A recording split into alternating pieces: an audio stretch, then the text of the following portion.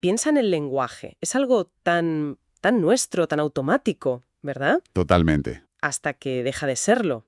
Imagina que, de repente, por una lesión en el cerebro, las palabras no salen, o no entiendes lo que te dicen, o leer se vuelve imposible. Mm.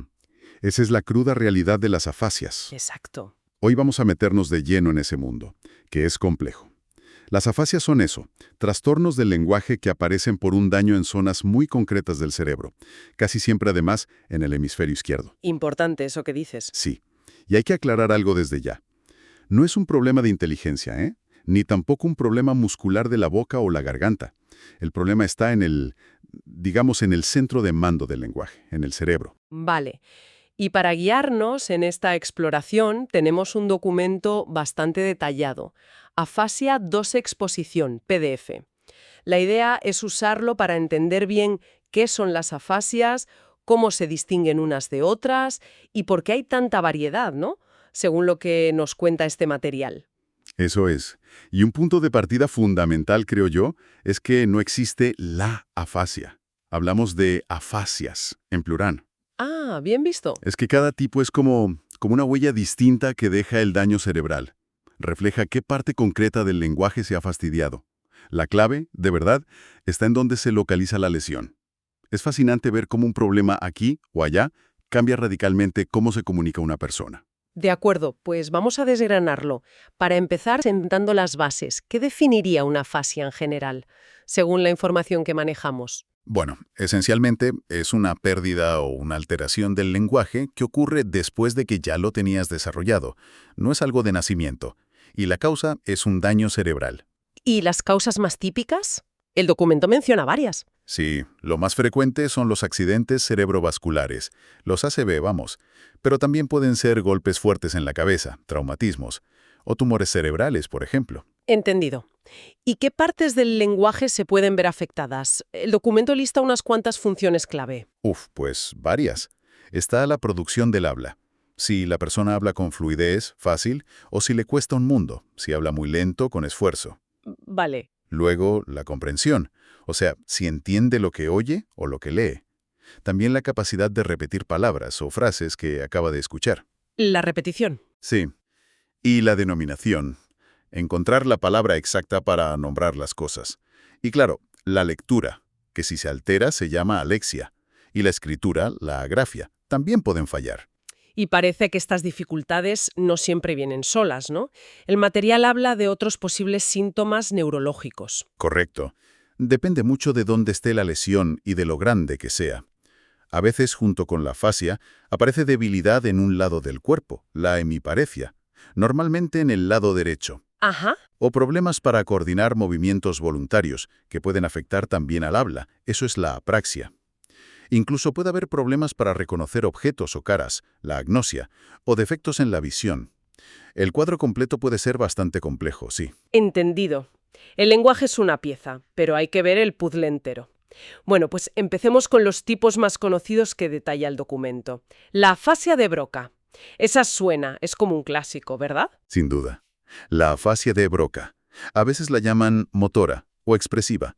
Lo más característico es el habla no fluida. ¿Qué significa eso exactamente, no fluida? Pues que la persona habla con muchísimo esfuerzo, muy despacio, usa frases súper cortas y a menudo se come las palabras pequeñas, los artículos, las preposiciones. Como un telegrama casi. Exacto, eso es, el agramatismo. Usan sobre todo nombres y verbos sueltos. Y la articulación también suele ser mala. Les cuesta pronunciar bien. Es trabajoso para ellos. Tiene que ser tremendamente frustrante. Pero ¿entienden bien? El documento parece que destaca eso. Generalmente sí, y eso es importantísimo. La comprensión está mucho mejor que la expresión.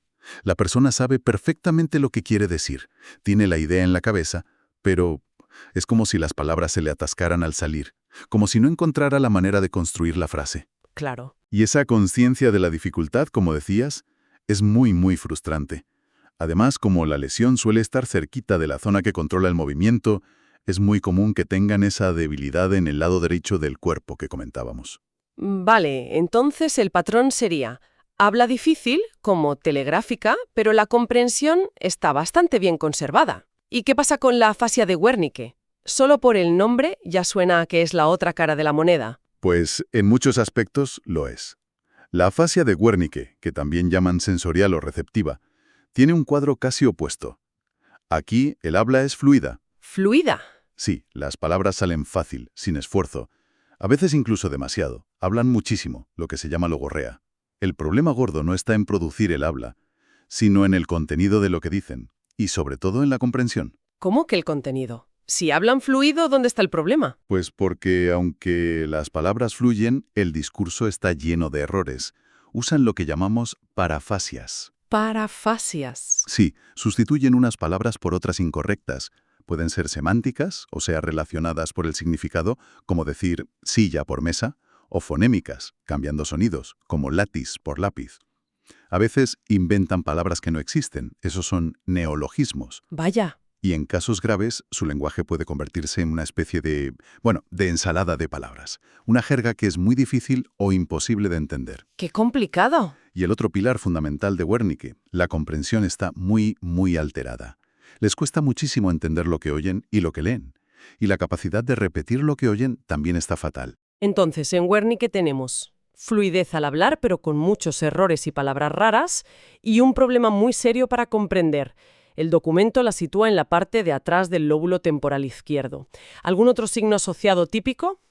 Pueden tener algunas alteraciones de la sensibilidad en el lado contrario a la lesión, pero no suelen tener esa parálisis motora tan clara como en la de Broca.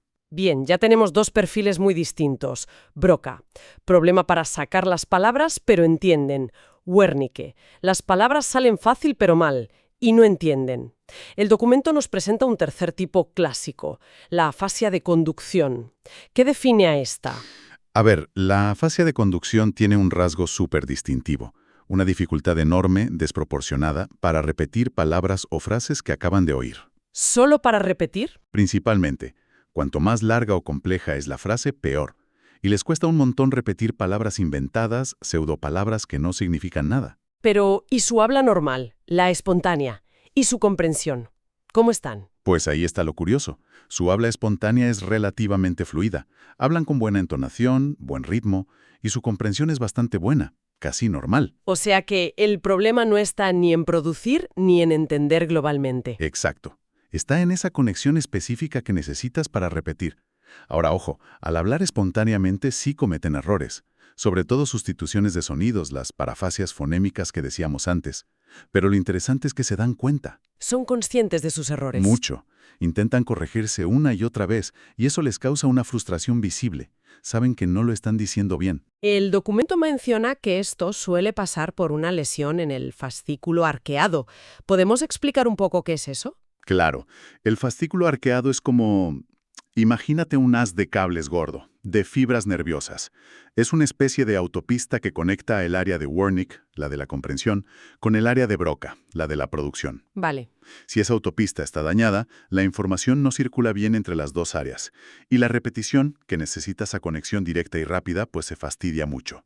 Por eso la rehabilitación, como apunta la fuente, se centra mucho en trabajar esa capacidad de repetir y la memoria de los sonidos, la memoria fonológica. Es fascinante cómo esa tríada, fluidez, comprensión y repetición, nos ayuda a dibujar estos perfiles tan diferentes. Totalmente. Ahora, el material le dedica bastante espacio a las afasias transcorticales o extrasilvianas, dice también. ¿Qué las hace diferentes de estas que hemos visto? Pues el concepto clave aquí es dónde está el daño. En Broca, Wernicke, conducción, la lesión afecta directamente a esas áreas centrales del lenguaje o a su conexión principal, el fascículo arqueado. Sí. En las transcorticales, la lesión ocurre en las zonas que están alrededor de estas áreas clave, como si las dejara aisladas pero sin dañarlas directamente a ellas. Ah, ¿y eso qué consecuencia tiene? Pues la consecuencia más llamativa, y lo que las distingue, es que la capacidad de repetir suele estar sorprendentemente bien, preservada. Ostras, ¿en serio? O sea, que pueden tener problemas para hablar o para entender, pero si les dices repite casa, ¿lo hacen bien? Exacto. O incluso frases más largas. Esa preservación de la repetición es la gran pista para pensar en una afasia transcortical. Es un giro importante respecto a las otras. Vaya, sí que lo es. Dentro de este grupo, el documento describe variantes, claro, pero podemos agruparlas por el patrón principal. Hay un tipo motor, la transcortical motora, Motora como Broca. Se parece en la falta de fluidez, pero es diferente. En la transcortical motora, el problema gordo es la falta de iniciativa para hablar. Una reducción drástica del lenguaje espontáneo. Habla un poco. Muy poco. Usan frases mínimas. A veces incluso repiten la pregunta que les hacen. Eso es la ecolalia. Puede haber un periodo de mutismo justo después de la lesión. Pero, y aquí la diferencia con Broca, si les pides que repitan una frase, pueden hacerlo mucho mejor de lo que hablan por sí mismos. ¡Qué curioso! Y su comprensión suele ser bastante buena. El problema parece estar más en arrancar el lenguaje voluntario, en la iniciativa. Entiendo. La dificultad está en empezar a hablar, no tanto en construir la frase o en repetirla si se lo piden.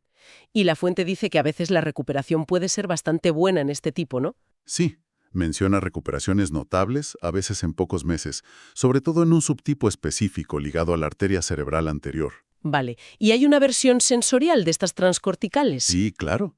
La afasia transcortical sensorial. Aquí el patrón se parece más a Wernicke en una cosa. La comprensión está muy alterada. Ah, vale. Hablan de forma fluida, pero el lenguaje puede sonar vacío, lleno de parafasias, sobre todo semánticas, cambios de palabras por otras de significado parecido o relacionado. O usan muchos circunloquios, rodeos, porque no encuentran la palabra exacta. La capacidad de nombrar cosas suele ser muy pobre. ¿Y la repetición? ¿Qué era la clave de las transcorticales? Pues ahí está de nuevo la diferencia clave con Wernicke. La repetición está preservada. Pueden repetir frases largas perfectamente aunque no las entiendan ni papa. ¡Qué cosa más rara! Repetir como un loro pero sin pillar nada del significado. Es como si el mecanismo de repetir funcionara por su cuenta, aislado. Justo esa es la idea. Y para completar el cuadro, existe la afasia transcortical mixta. Mixta. Mezcla de las dos. Eso es. Es como la suma de las dos anteriores. Tienen graves problemas tanto para iniciar el habla, o sea, no son fluidos, como para comprender. Se parece mucho a una afasia global, muy severa. Pero, Pero una vez más, conservan esa capacidad de repetir palabras o frases cortas. Y eso, esa repetición relativamente preservada, es lo que la distingue de la afasia global pura, donde todo, absolutamente todo, incluido repetir, está muy afectado. entonces, para resumir estas transcorticales, la lesión está por fuera, alrededor de las áreas clave del lenguaje. Y lo común, lo sorprendente, es que la repetición se mantiene bastante bien, aunque fallen la fluidez o la comprensión. Esa es la esencia, sí. Y fíjate que el documento también menciona algunas terapias específicas que se usan en rehabilitación para estos casos y otros. ¿Sí? ¿Cómo cuáles? Pues habla de la terapia de entonación melódica, que utiliza el canto, la melodía, para ayudar a que las palabras salgan, o de otras técnicas para mejorar la fluidez o la comunicación funcional en el día a día. Siempre, claro, adaptadas al perfil concreto de cada persona. Queda clarísimo que para navegar este mapa de las afasias hay que fijarse muy bien en esa tríada que decíamos, cómo está la fluidez del habla, cómo está la comprensión y, de forma crucial, cómo está la repetición. Definitivamente. Esos tres pilares son la brújula principal. Y hemos visto cómo la localización exacta del daño cerebral, ya sea en Broca, en Wernicke, en el fascículo arqueado, o en esas zonas de alrededor, las extrasilvianas, determina qué pilares se tambarean y de qué manera. Y eso crea estos perfiles tan diferentes. Lo que subraya la importancia de una evaluación súper detallada, ¿no? No vale con decir, tiene afasia y ya está. Hay que entender exactamente qué puede y qué no puede hacer esa persona. El documento menciona la neuropsicología y las pruebas de neuroimagen. Fundamental. Esas evaluaciones no solo ayudan a ponerle la etiqueta, a decir qué tipo de afasia es.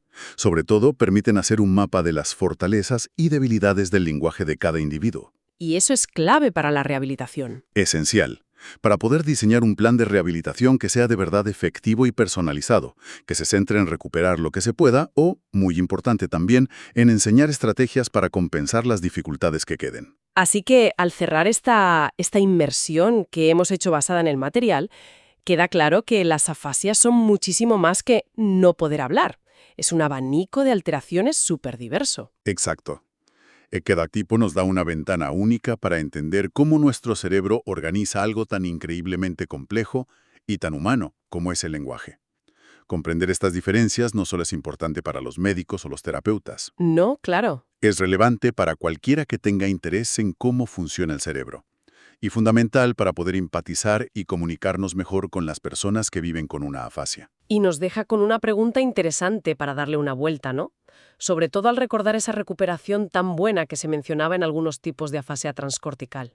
Cierto, nos invita a pensar, ¿cuánto de esa recuperación se debe a esa capacidad asombrosa del cerebro para reorganizarse, a la neuroplasticidad, incluso después de un daño importante? ¿Mm? O quizá nos muestra lo increíblemente intrincada que es la red del lenguaje, donde distintas partes están súper especializadas, tanto que si falla una, el patrón es muy específico, pero a la vez tan interconectadas que otras vías pueden intentar, bueno, suplir la función que se ha perdido. Es un campo donde todavía queda muchísimo por descubrir.